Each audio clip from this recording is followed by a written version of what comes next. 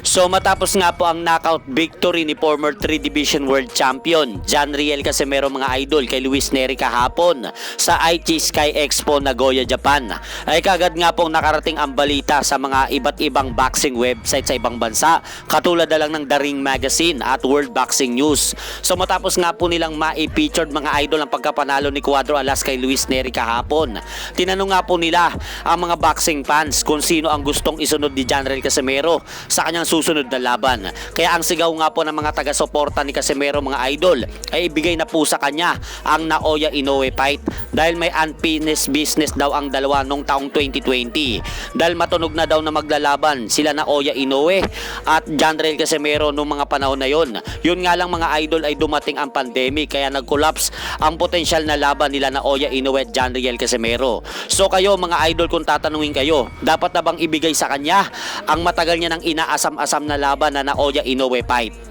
At sa iba pang balita, kahapon kasabay ng laban ni Cuadro Alas John Riel Casimero mga idol, napalaban din po ang isa pa nating pambatong Pinoy na boksingero na si undefeated middleweight prospect Weljon the Triggerman Mindoro sa San Antonio, Texas, kung saan nakaharap po niya ang veteranong boksingero ng bansang Mexico na si Elias Espadas at tinalo nga po niya yan sa pamamagitan ng 10-round unanimous decision. So tama po kayo mga idol na pagkakarinig, tinalo po ni Weljon Mindoro si Elias Espadas via decision.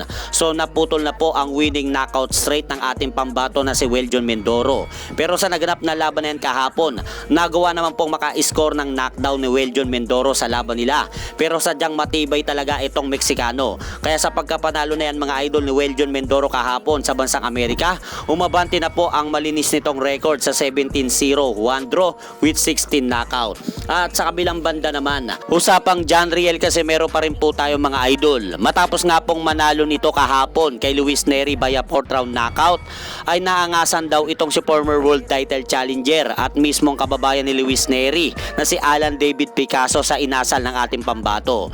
Dahil ayon nga po sa report ni Pinoy Boxing Protege mga idol, sinabi daw ni David Picasso sa isang panayam nito sa kanyang social media account, masyado daw mayabang at bastos ang pag-uugali ni John Riel Casimero. At alam naman daw ni David Picasso mga idol na deserve ng bawat boksingero ang respetuhin kahit natalo ito sa mas magaling pa sa kanya na fighter. Pero sa ipinakita daw ni John Riel Casimero sa ibabaw ng ring ay masyadong maangas daw ito sa ipinakitang pag-uugali nito. Kaya ang banat nga po mga idol ni Alan David Picasso sa ating pambato na si John Riel Casimero, nandito lang daw siya kung sakaling papalagan daw siya nito. At hanggang dito na lang po muna ang aking update sa mga ganapan sa mundo ng boxing. At syempre mga idol, huwag nyo rin pong kalimutan, pakisuportahan nyo naman po muna ang ating munting channel. Maraming salamat po.